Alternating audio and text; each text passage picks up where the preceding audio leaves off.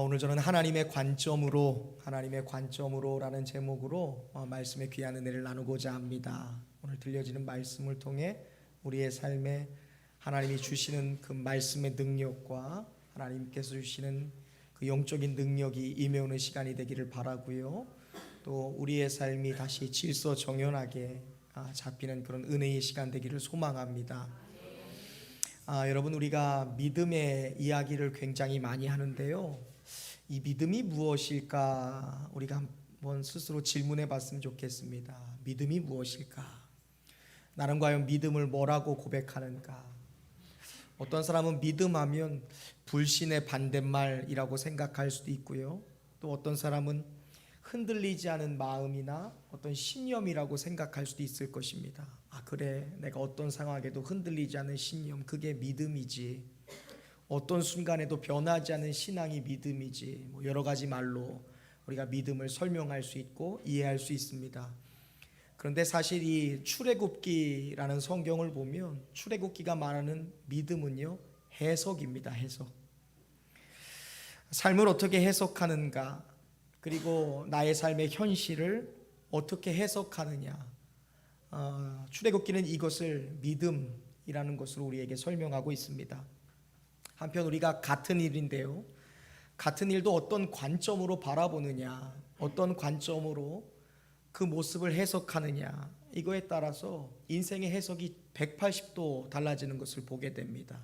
그만큼 내가 무엇을 어떻게 바라보느냐는 너무나 중요한 것입니다. 오늘 우리가 읽은 이 출애굽기 14장에 보면 두 가지의 굉장히 중요한 관점이 나옵니다. 첫 번째는 바로의 관점이고 두 번째는 하나님의 관점입니다. 바로의 관점이 무엇인가? 바로의 관점은 세상의 관점이라고 할 수 있습니다. 이것은 바로 현실입니다. 현실이 바로의 관점입니다. 반면에 하나님의 관점은 말씀입니다. 말씀. 현실과 말씀, 이 둘 사이 어디쯤에 우리는 반드시 서 있는 것입니다. 자, 그렇다면 믿음은 무엇인가? 믿음은 하나님의 관점, 곧 성서로, 성경으로 나의 삶을 해석하는 것, 성경으로 우리 앞에 나오인 상황을 해석하는 것, 그것이 믿음인 줄로 믿습니다. 자, 오늘 우리가 읽은 본문은요, 출애굽한 이스라엘 백성들이 하나님의 인도하심으로 430년이나 갇혀 살았던 고센 땅을 떠나서 이제 가나안 땅을 향해 가는 그 여정 속에 일어났던 일들을 우리에게 설명해 주고 계십니다. 그런데 좀 이상해요. 분명히 하나님이 인도하신 길이거든요. 하나님이 이끄시는 길인데 이 13장 18절 말씀에 보면 하나님이 편한 길이 아니라, 순탄한 길이 아니라 광야의 길로 인도하셨다라고 이 13장 18절에 말씀하고 있습니다. 사실 이 이집트의 최북단에 있는 고센 땅에서 약속의 땅인 가나안 땅까지 가려면 최단 거리가, 편한 길이 이 해안길을 따라 걷는 길입니다. 이 해안길을 따라 걸으면 한 일주일이면 가나안 땅에 들어갈 수 있는 아주 수월한 땅인데, 하나님이 그 땅으로 이스라엘을 인도하신 것이 아니라 굳이 광야의 고난의 길로 이스라엘 백성을 인도하셨다라고 성경이 말씀하고 있습니다. 자, 그렇게 걷고 걸어서 도착한 곳이 오늘 본문에 위치한 바알스본이라는 지명입니다. 앞에는 홍해바다가 놓여 있는 곳이 바로 바알스본입니다. 그 옆은 비하히롯이라고 말하는 골짜기입니다. 골짜기, 큰 절벽이 있는 그런 골짜기가 있는 곳입니다. 그리고 우리가 잘 아는 것처럼 뒤를 돌아보면 애굽의 군대가 지금 아주 날선 검을 들고 이스라엘을 쫓아오고 있습니다. 사방이 다 막힌 상황입니다. 막다른 길에 놓여 있습니다. 하나님이 인도하신 길인데 막다른 길이고 사방이 막힌 길인 것입니다. 자, 이쯤 되면 많은 사람들이 그런 질문을 합니다. 하나님이 인도하셨다며, 하나님이 함께 하신다며, 근데 이게 뭐야? 사방이 다 막혔어. 막다른 길이야. 하나님이 정말 살아계신 것이 맞는가 하는 그런 생각이 듭니다. 우리도 세상을 살아가다 보면 이러한 이스라엘의 상황을 마주할 때가 있습니다. 하나님은 분명히 좋으신 분이라고 하시는데 가장 아름답고 선한 길로 우리를 인도하시는 하나님이라고 말씀을 하는데, 실제 우리의 삶은 이스라엘이 직면한 이 막다른 상황에 놓일 때가 있습니다. 내가 원하는 대로 잘 이루어지지 않는 것이죠. 또 사방이 막힌 것 같은 그런 상황을 우리가 마주할 때도 있고, 주위를 아무리 둘러보아도 가야 할 길이 도무지 보이지 않는 그런 상황을 우리가 직면할 때가 있다는 것입니다. 자, 그럴 때 우리는 어떻게 하는가? 그럴 때 우리는 어떠한 모습으로 살아가야 되는가? 오늘 본문은 말합니다. 바로의 관점으로 그것을 해석할 건가? 아니면 하나님의 관점으로 그 상황을 해석할 것인가? 사실 관점의 차이잖아요. 그냥 보는 것의 차이인데 이 보는 것의 차이가 전혀 다른 결과를 낳는다는 것을 오늘 성경은 말씀해 주고 계십니다. 자, 먼저 출애굽기 14장 3절 말씀해 보니까 바로의 관점이 무엇인가? 그 말씀이 우리에게 나오고 있습니다. 14장 3절인데요. 우리 같이 한번 읽어보겠습니다. 바로의 관점입니다. 읽습니다. 시작.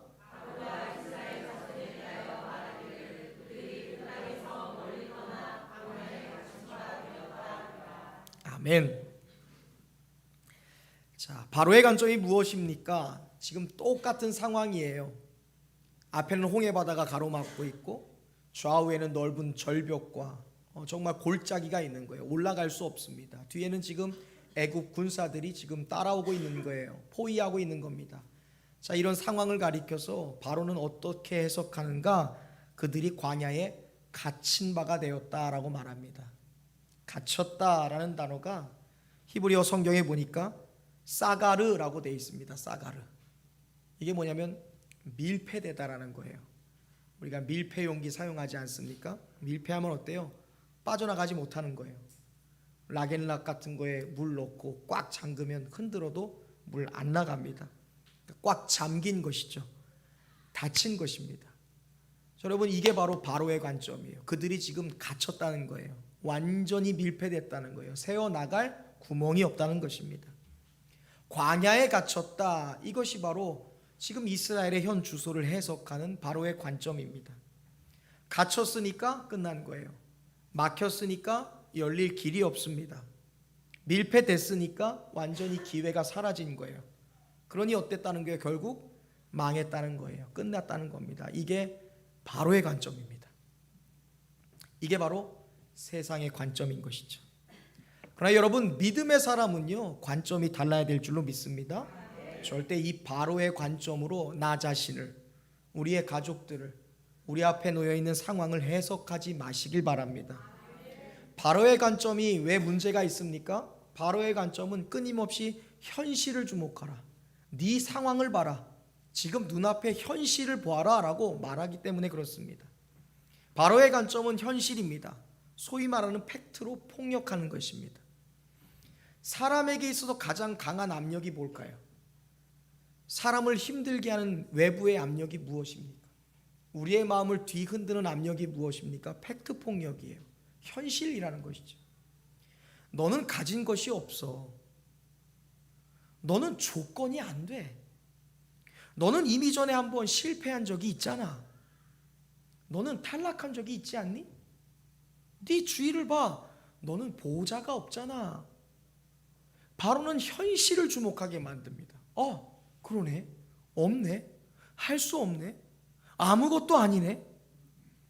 여러분, 나의 삶과 나의 인생을 현실이라는 안경을 쓰고 읽으면 그 순간 찾아오는 것은 불안함입니다. 두려움이에요. 염려와 걱정이 찾아오는 것입니다. 자, 이스라엘 백성들이 출애굽했습니다. 얼마나 행복했겠습니까?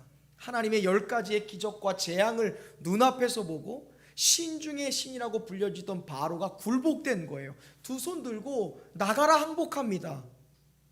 이스라엘 백성들이 나갈 때 자기를 430년 동안 괴롭혔던 애굽 백성들에게 요구해요. 나 먹을 것 주세요. 우리 입을 것 주세요.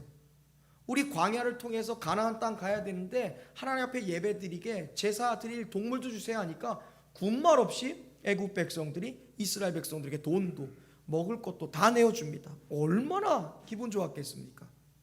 그렇게 즐겁고 그렇게 희망찼던 이스라엘 백성들의 마음이 어때요? 녹아버립니다.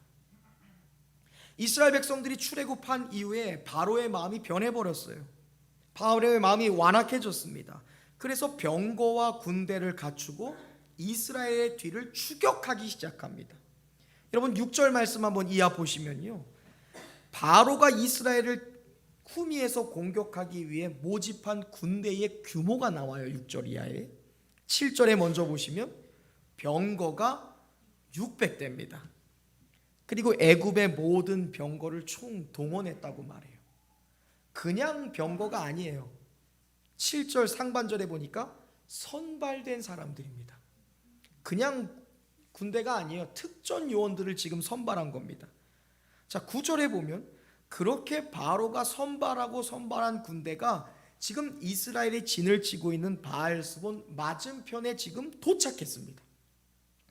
앞에는 홍해바다예요. 좌우엔 절벽이 있습니다.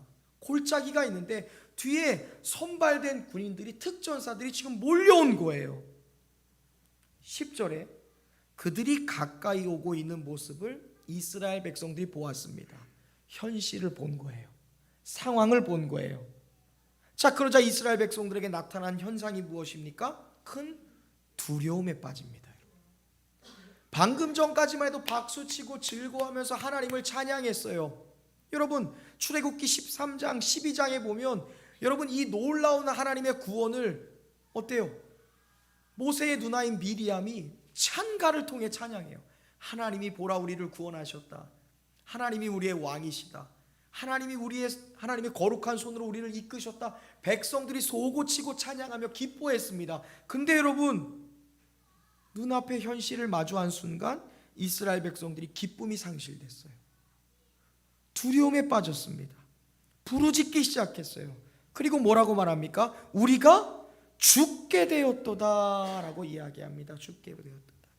여러분 11절 말씀 같이 읽어보겠습니다. 11절이요 읽습니다. 시작.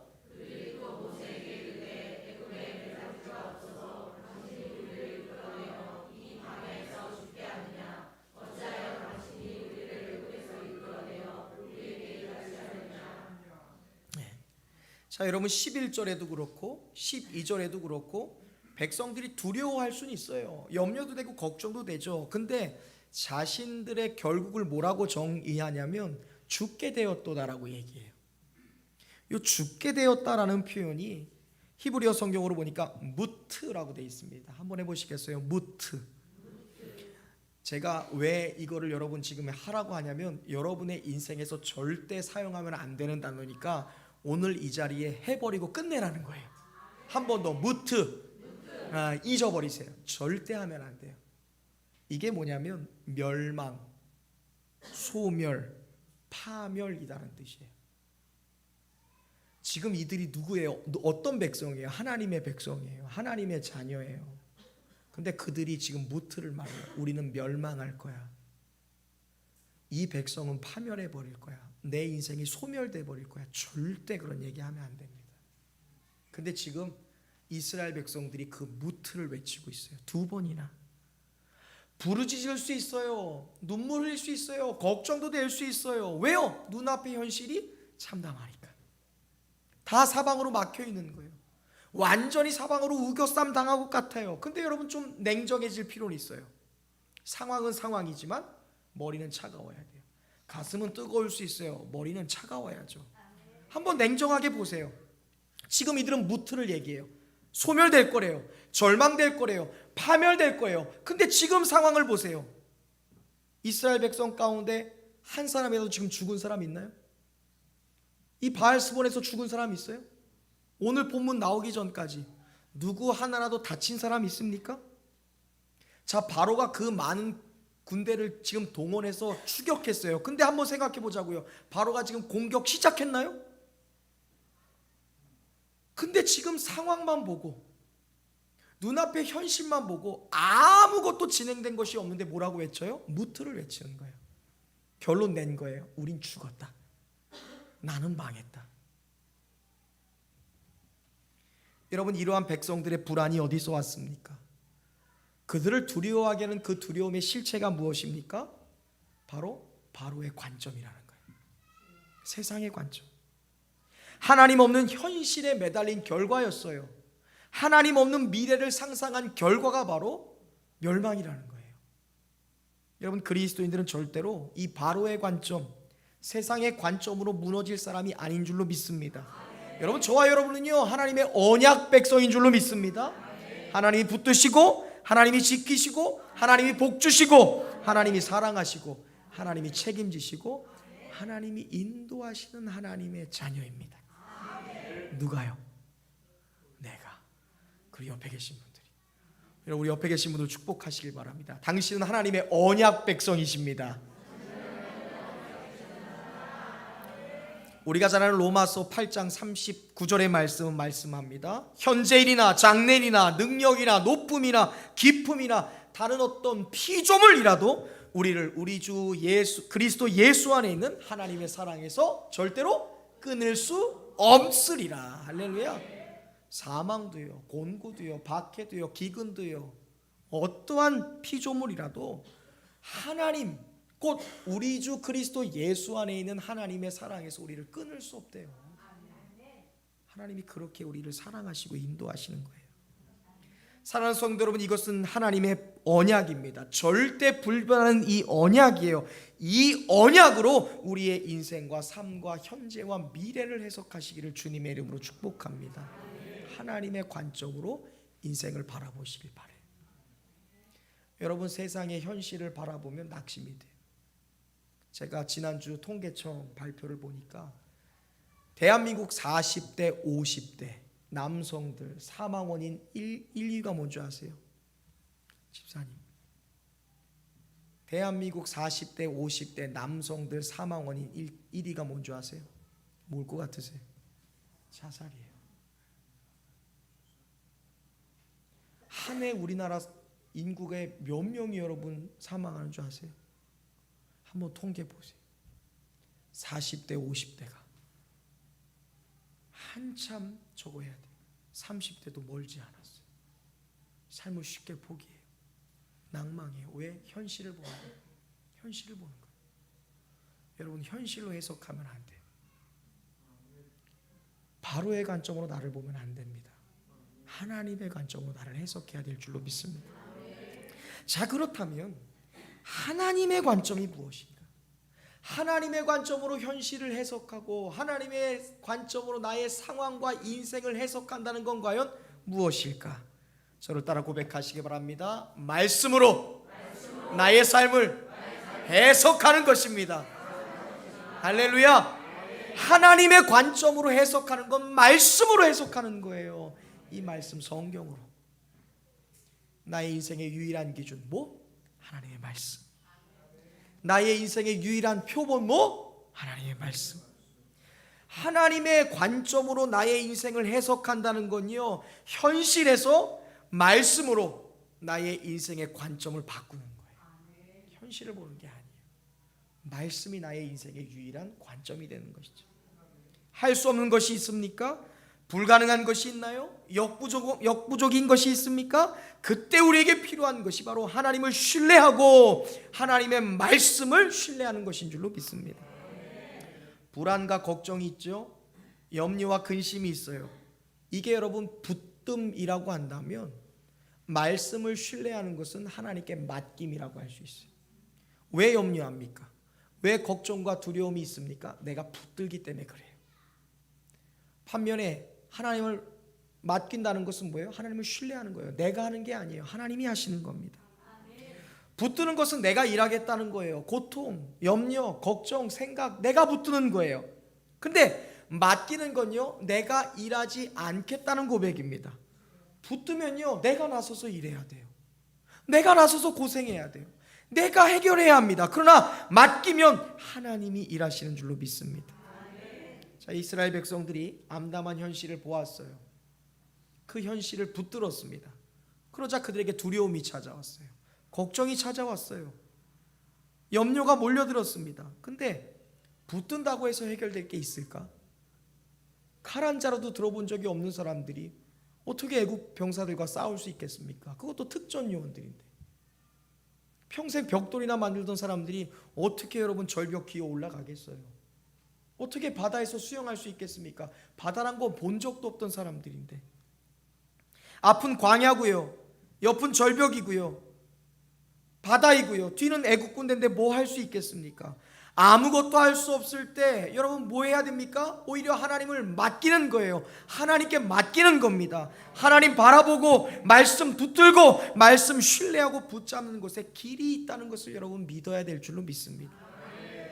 이 한 사람만 있으면 되더라고요.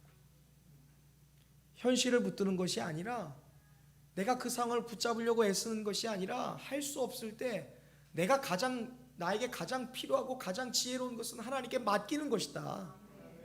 이걸 기억하고 아는 사람 한 사람만 있으면 돼요. 모세 한 사람만 있으면 되는 겁니다. 한 사람만 정신 바짝 차리고 하나님 말씀 붙들고 하나님 말씀 신뢰하면 됩니다. 여러분이 이 한 사람 되시기를 바랍니다. 지금 앞에는 홍해바다가 있어요. 좌우에는 지금 절벽과 골짜기가 놓여져 있습니다. 절대 올라갈 수 없어요. 뒤에는 애국 군사가 따라오고 있습니다. 똑같은 모습을 백성들도 봤어요. 모세도 봅니다. 모세가 특별한 눈이 있는 게 아니에요. 똑같은 상황을 봤어요. 근데 백성들은 그 현실 앞에서 암담해요. 주저앉습니다. 부르짖습니다. 눈물 찢어요. 근데 모세는 달라요. 모세가 똑같은 현실을 봤거든요. 근데 모세는 그 현실에 주목하는 것이 아니에요. 오히려 하나님을 바라봤어요. 내가 그 상황을 어떻게 하려는 게 아닙니다. 그 상황을 외면하는 게 아니에요. 상황은 그대로 있는데 현실보다 상황보다 더 크신 하나님을 바라보고 그분을 신뢰하고 그분의 말씀을 붙드는 거예요. 하나님이 모세에게 그런 말씀을 하셨어요. 애굽의 군사가 너희를 따라올 거야. 파로의 완악한 마음을 내가 그대로 내버려 둘 거야. 그래서 너희를 궁지로 몰 거야. 근데 걱정하지 마. 내가 내 손을 들어 너희를 구원해낼 거야. 특별한 말씀을 한 것도 아니에요. 어떻게 구원하겠다, 어떻게 역사하겠다, 어떻게 일하겠다, 어떻게 역전시키겠다 말씀한 적 없어요. 다만 내가 나의 손으로 너희를 구원해내겠다 말씀하셨을 뿐이에요. 앞으로 나아가라고 말씀하셨을 뿐이에요. 가라고 하시면 길을 내시겠지요. 하라고 하시면 방법이 있겠지요. 따라오라 하시면 길을 준비하셨겠죠. 그냥 그 말씀 신뢰하고 나아갔어요. 모세는 백성들 앞에 서서 담대히 외칩니다. 한 사람만 있으면 돼요. 13절 말씀 읽어보겠습니다. 읽습니다. 시작.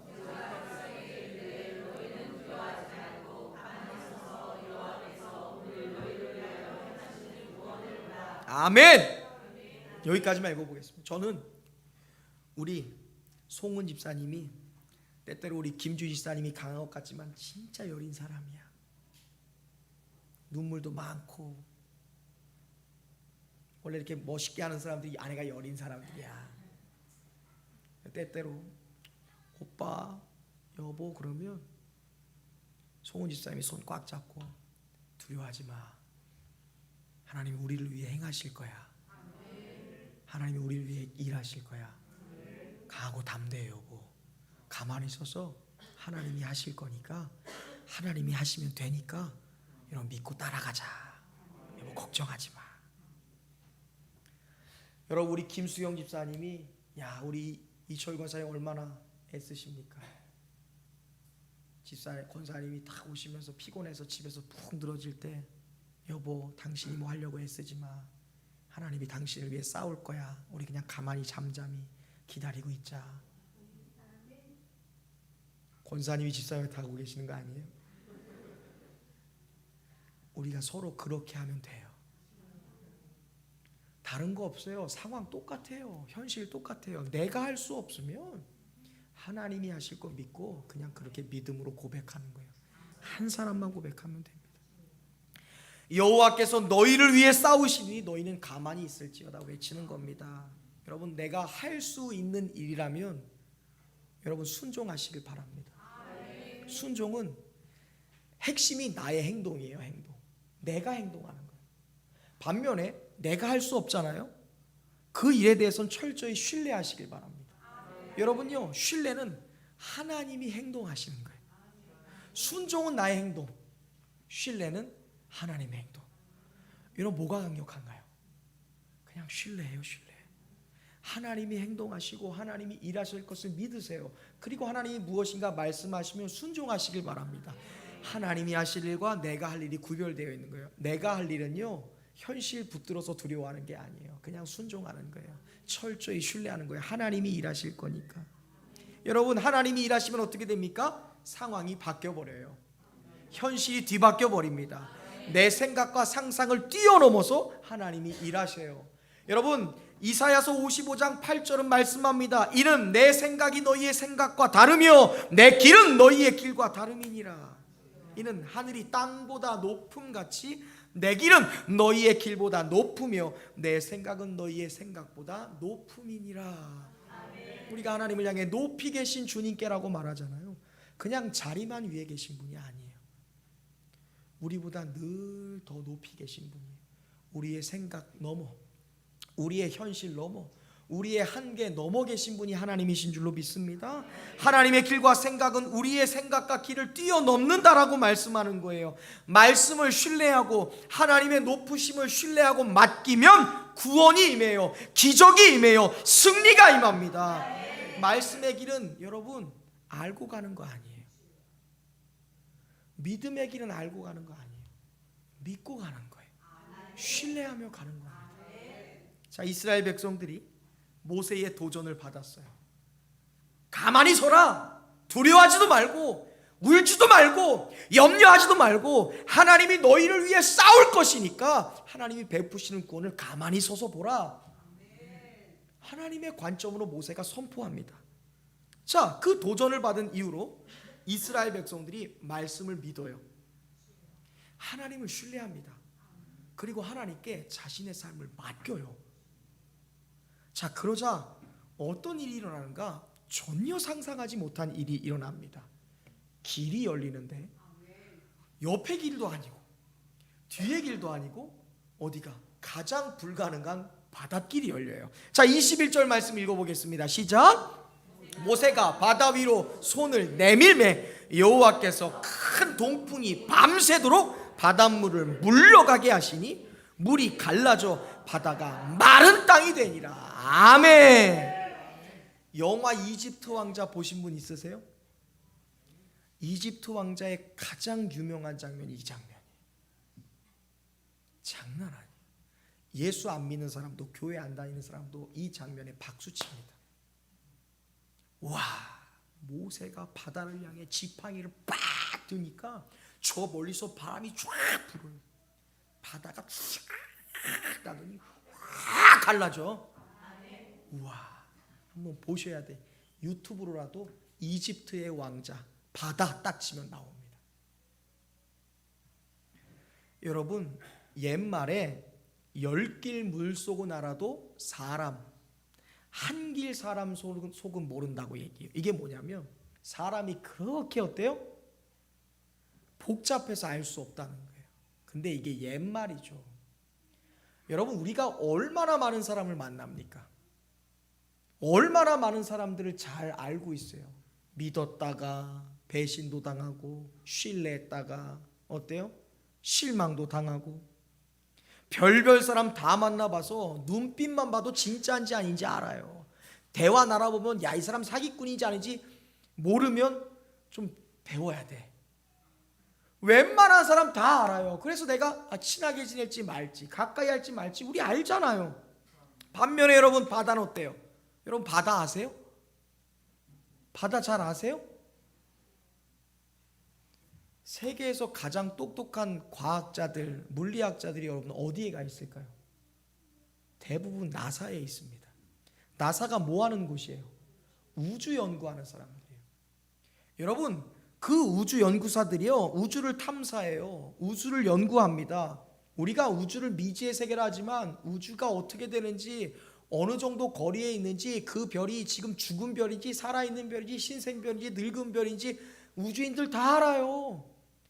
어떻게 해야지 달에 빨리 보낼 수 있고, 어떻게 해야 화성으로 날아갈 수 있고, 어떻게 해야 태양계를 벗어날 수 있는지 우주인들 다 알아요. 똑똑한 사람 다 압니다. 근데 여러분, 세상에 가장 똑똑한 과학자들이 전 세계 우주 만물 중에, 이 세상에 존재하는 모든 것 중에 가장 미지의 세계로 여기는 게 뭔지 아세요? 바다예요. 인류 역사 가운데 수많은 사람들이 해양을 탐사하고 싶었어요. 여러분, 이 지구의 표면의 70%가 바다입니다. 우리가 살고 있는 대륙은 지구 표면의 30%도 안 돼요. 70% 우리가 눈높이로 보는 바다가 있습니다. 근데 이 바다는요, 아직 0.5%도 탐사되지 못했어요. 세상에 그 똑똑한 과학자들이 바다 탐사를 포기한 지가 이미 수세기가 넘었어요. 왜? 미지예요. 두려움의 대상입니다. 바다는 몰라요. 여전히 여러분, 미지의 세계로, 우주 탐사에 비하면 바다의 세계는요, 걸음마 수준으로 남겨져 있어요. 이스라엘 백성들은 430년 동안 애굽을 벗어나 본 적이 없는 노예 세대입니다. 바다 상상에만 존재하는 것이죠. 홍해는요, 내가 모르는 길입니다. 바로도요, 홍해 속은 절대 몰라요. 세상은 바다를 모릅니다. 이게 무엇을 말하는가? 눈에 보이는 홍해를 만날 때 보이는, 어때요? 홍해를 만날 때 보이지 않는 하나님을 바라보라는 말이에요. 그때 사람이 알 수 없는 그 홍해의 길이 열리는 거예요. 자, 그렇다면 우리가 현실이 아니라 하나님을 바라보고 상황이 아니라 어떻게 하나님의 말씀을 붙잡을 수 있을까? 제가 한 가지로 딱 정의하도록 하겠습니다. 우리가 어떻게 현실이 아니라 하나님의 말씀과 하나님의 관점을 가지고 세상을 바라볼 수 있는가? 다른 거 아니에요. 하나님 품 안에서 내가 철저히 죽으면 됩니다. 현실이 아니라 상황이 아니라 하나님의 관점과 말씀으로 내가 인생을 해석하려면 내가 죽어야 돼요. 하나님의 품 안에서, 하나님의 말씀 앞에서 나라는 존재가 철저히 죽어야 돼요. 여러분, 21절 22절 말씀 연속해서 한번 읽어보겠습니다. 21절 22절입니다. 읽습니다. 시작.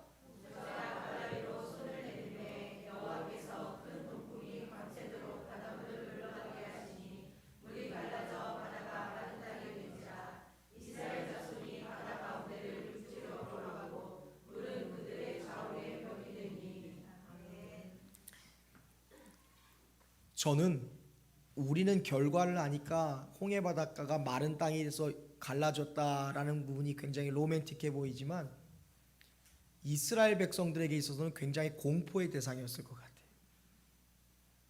그 바다가 이스라엘 200만 명이 건너려면 최소한 한 1km 정도는 벌어져 있어야 돼. 그 바다가 높이로는 최소한 20-30m 기둥이 돼서 서야 돼요. 그 사이로 여러분 지나갈 수 있겠어요? 여러분, 해일이 물려온다고 생각해 보세요. 해일을 향해 들어갈 수 있겠습니까, 여러분? 쓰나미가 지금 저 멀리서 오는데 그곳을 향해 가실 수 있겠어요? 여러분, 지금 사방을 둘러쌌던 현실보다 더 두려운 현실이 눈앞에 아주 그냥 하나님만 하실 수 있는 기적의 형상이 딱 나타나는 거야. 미지의 세계예요. 블랙홀보다 더 무서운 현상이야. 악어가 입을 벌리고 있는 것 같은 느낌일 거예요. 거기에 들어가는 거예요. 이게 뭐냐면 하나님의 말씀 안으로, 하나님의 품 안으로, 하나님의 역사 안으로 내가 들어가는 걸 말하는 거예요. 이거는 나의 현실이 죽는 것을 말하는 거예요. 내 생각, 내 염려, 내 걱정, 그리고 내 주장, 내 이해가 철저히 죽는 겁니다. 하나님 안에서 말씀을 듣고 죽기로 이스라엘 백성들이 결정한 거예요. 야! 죽으면 죽으리라. 하나님이 알아서 하시겠지. 몰라 하고 지금 들어가는 거예요. 여러분, 근데 그게 복이에요. 죽는 것이 복이에요. 왜? 그 죽음의 선택을 통해 이스라엘이 구원을 받았거든요. 다니엘 기억하시나요? 다니엘은 죽음을 각오하고 기도했습니다. 그 결과 사자굴에서 죽는 것이 아니라 살아나왔죠. 죽음을 기도하고 기도한 거예요. 하루에 3번 예루살렘 성전을 향해 창문을 열고 기도한 거예요. 죽기로 결정한 거예요. 죽기로 결정한 자 하나님이 죽이십니까? 살아나게 하시는 거예요. 다니엘의 세 친구도 주 안에서 죽으려 했습니다. 모르겠다, 그냥 우리 죽자. 그러자 그들이 풀무불에서 살아 걸어 나온 것을 믿으시길 바랍니다. 에스더 잘 아시죠? 에스더의 유명한 고백 뭐예요? 죽으면 죽으리라. 죽음을 각오하고 나간 거예요. 그러자 자기도 살고 멸절당할 뻔한 유대인 백성도 살게 된 것을 믿으시길 바랍니다. 나의 두려움이 있어요. 염려가 있어요. 지혜가 있어요. 계획이 있습니다. 그것이 하나님의 은혜 안에, 하나님의 품 안에서 철저히 죽는 거예요. 말씀으로 사는 거예요. 예수로 사는 거예요. 하나님으로 사는 사람에게 홍해 길이 열리는 것을 믿으시기를 바랍니다. 나아가 믿고 맡기면 하나님은요, 과거의 굴레를 철저히 없애버리시는 분이십니다. 자, 여러분 27절과 8절 말씀을 보면 하나님이 홍해로 이스라엘 백성들을 인도한 가장 큰 목적이 무엇인지를 말씀하고 있습니다. 이게 뭐냐면 애굽의 군대를 전멸시키는 거예요. 하나님이 왜 이스라엘 백성들을 홍해길로 인도하셨을까요? 하나님이 계속 말씀하는 거예요. 2절 3절 내가 애굽의 바로를 완악하게 하여 그의 군대를 통해 너희의 후미를 칠 것이다. 그리고 너희들을 그 군대에게서 구원하여 내가 살아계신 하나님이신 것을, 너희를 구원하는 하나님이신 것을, 너희의 원수들을 진멸하신 하나님인 것을 보게 하는 거예요. 이스라엘의 원수, 이스라엘의 발목을 붙잡는 현실을 깨부수는 하나님이신 것을 보여주시는 거예요. 애굽의 군대는 무엇입니까?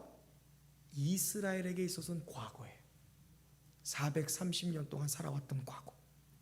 흥미로운 것은 오늘 본문 이후로 단 한 번도 이스라엘이 40년 동안 광야 생활하는 동안에 한 번도 애굽의 군대를 걱정한 적이 없습니다. 왜요? 하나님이 깨끗이 진멸하셨어요. 그들의 발목을 붙잡는 과거는 그들의 원망과 불평이었지 실제로 애굽이 와서 공격한 적이 없어요. 하나님이 이스라엘의 진격, 이스라엘의 진군을 막는 애굽의 과거의 실체를 진멸하신 거예요. 이스라엘이 단 한 번도 상상한 적이 없었던 거예요. 생각 못했습니다. 그러나 믿고 맡겼더니 잠재적인 위험을 하나님이 완전 제거하셨다는 것이죠. 여러분, 우리의 주위에는요, 안 되게 하는 세력이 늘 도사리고 있습니다. 그게 마귀예요. 마귀는 뒤를 보게 합니다. 뒤를 보는 것을 우리는 집착이라고 하죠. 마귀는 꼭 집착하게 만들어요. 또 마귀는 옆을 보게 합니다. 옆을 보는 것을 질투라고 하는 거예요. 다른 사람과 옆을 바라보며 질투하게 해요. 뒤를 보며 후회하고 집착하게 합니다. 그러나 하나님은요, 뒤도 옆도 아닌 위를 보게 하시는 분이신 줄로 믿습니다. 위를 보는 것이 무엇입니까? 신앙이에요. 또 하나님은 앞을 보게 하십니다. 앞을 보는 것을 가리켜 우리는 비전이라고 얘기하는 거예요. 마귀는요, 집착하게 해요. 질투하게 해요. 그런데 하나님은 우리로 하여금 위를 보게 하세요. 앞을 보게 하세요. 비전을 향해 뜨거운 신앙의 기름을 부어주시며 우리를 앞으로 나아가게 하시는 거예요. 여러분, 집착과 질투는 모든 것을 파괴합니다. 기쁨을 빼앗아 버려요. 그러나 신앙과 비전은 모든 것을 살립니다. 우리를 성숙하게 하고 성장하게 합니다. 그러므로 사랑하는 성도 여러분, 다시는 더 이상 세상이 여러분의 삶을 따라오지 못하게 하시기를 바랍니다. 다시는 바로의 군대를 바라보지 마시길 바랍니다. 과거가 나의 현재와 미래에 영향력을 미치지 못하게 하시길 바랍니다.